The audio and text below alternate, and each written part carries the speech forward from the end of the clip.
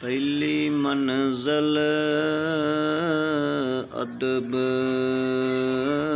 ਇਸ਼ਕ ਦੀ, ਬਿਨਾ ਅਦਬ ਮੁਰਾਦ ਨਾ ਪਾਵੇ।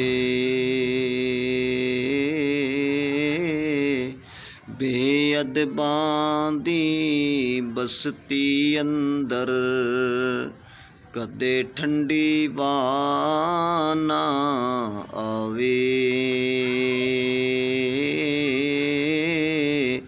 ਅਦਬ ਤੋਂ ਵੱਧ ਇਬਾਦਤ ਕਿਹੜੀ, ਜਿਹੜੀ ਰੱਬ ਤੀਕਰ ਪਹੁੰਚਾਵੇ।